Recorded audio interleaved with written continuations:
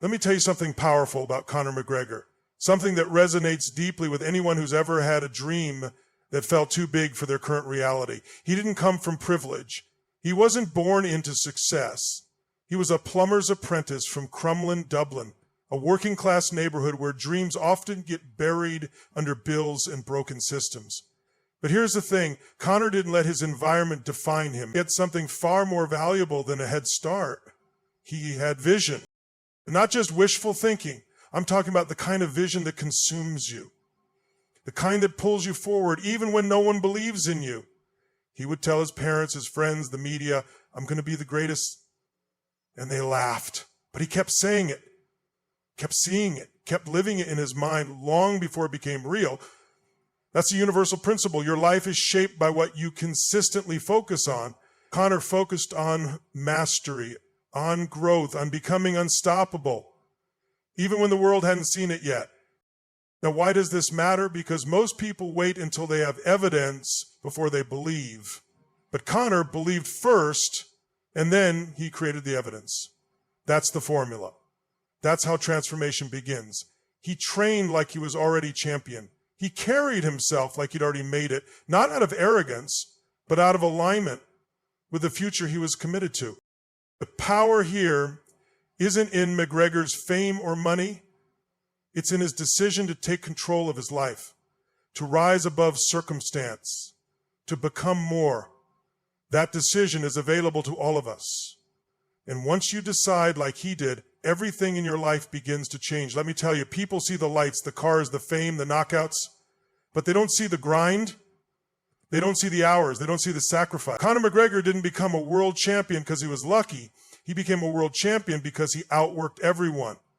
While others were sleeping, partying, making excuses, Conor was in the gym. He was drilling techniques, studying tape, refining every detail. Not once in a while, every single day.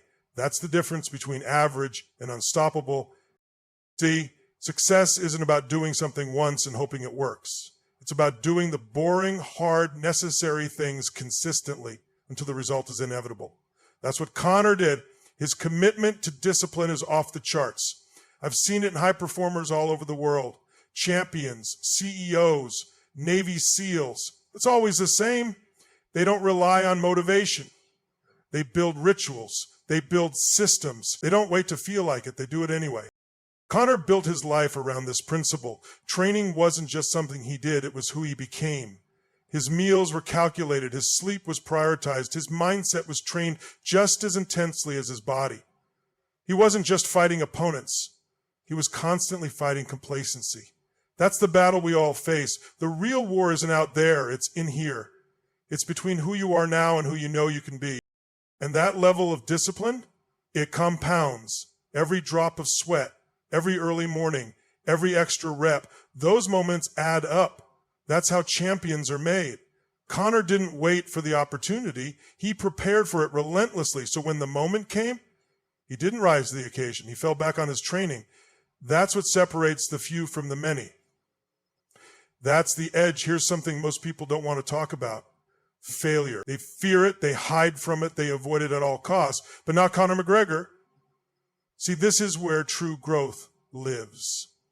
Not in the victories, not in the highlight reels, but in the losses, in the setbacks, in the moments where you're flat on your back and the world is watching to see what you'll do next. That's the crucible. That's where greatness is forged. When Conor lost to Nate Diaz, people wrote him off, said he was overhyped, said the story was over. But he didn't shrink. He didn't run. He owned it. He studied it. He grew from it. He went back, fixed what was broken, and came back sharper, smarter, and more dangerous. That right there, that's a master move. That's the difference between someone who wants to win and someone who's committed to evolution. You got to understand this. Pain is feedback. Failure is information. It's life saying, here's where you need to grow. But most people get emotionally attached to outcomes. They make it mean something about who they are. Conor didn't do that. He looked at every loss like a mirror, not to beat himself up, but to learn, to refine, to upgrade. when he lost to Khabib. Same thing. Public defeat, yes. But behind the scenes, the fire only got hotter. That's the power of resilience. That's the identity of someone obsessed with becoming more. And that's what I want you to take away. Stop fearing failure. Embrace it. Study it. Use it. Because every setback, if you face it with the right mindset, is just a setup for your next breakthrough. Conor understood that, and if you want to keep rising, so must you. If there's one thing I've learned from studying peak performers across every field, whether it's business, athletics, or life, it's this: the mind is the ultimate weapon. And Conor McGregor knows that better than almost anyone. Before he ever stepped into the cage, before the world knew his name, he was already living those victories in his mind. He was seeing them, feeling them, becoming them long before they were real. That's not luck. That's mental conditioning. That's deliberate visualization. And I'm not talking about daydreaming. I'm talking about vivid, emotional, consistent mental rehearsal. Conor would visualize every angle, every punch, every moment of the walkout, the crowd, the knockout. He created it in his mind so clearly, so powerfully, that by the time it actually happened, it felt inevitable.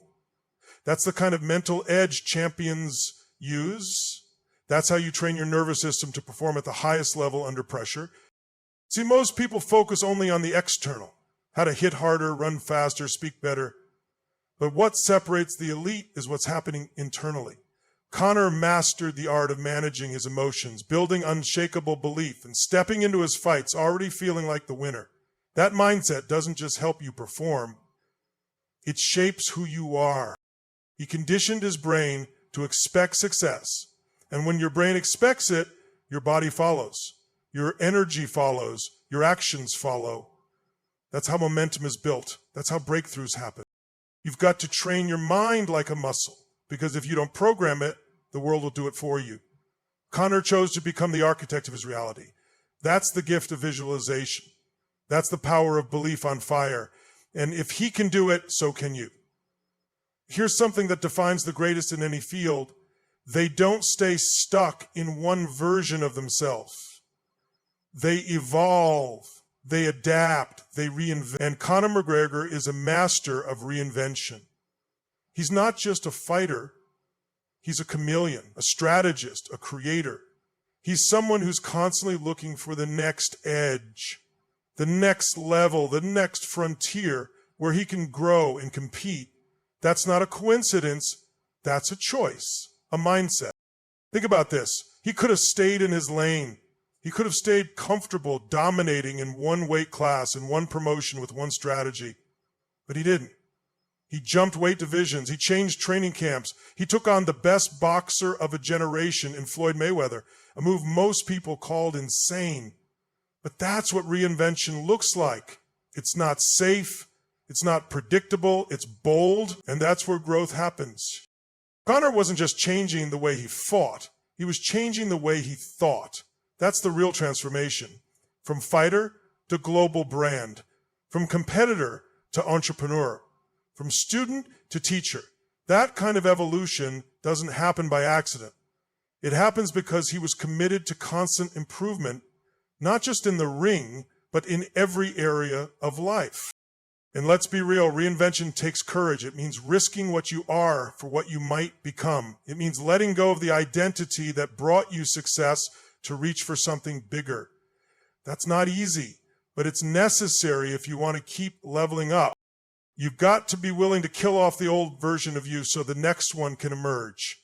Conor did that again and again, and you can too. Reinvention isn't about changing who you are. It's about becoming who you were meant to be. You know what's truly powerful? When someone's personal transformation becomes a source of inspiration for millions. That's what Conor McGregor has done. His story isn't just about titles or pay-per-view numbers. It's about what's possible when you decide to bet on yourself, when you commit to becoming more. That energy, that fire he carries, it's contagious. People feel it. It wakes something up in them. Because deep down, we all want to grow. We all want to rise. And when we see someone who came from nothing build something extraordinary, it reminds us that we can too.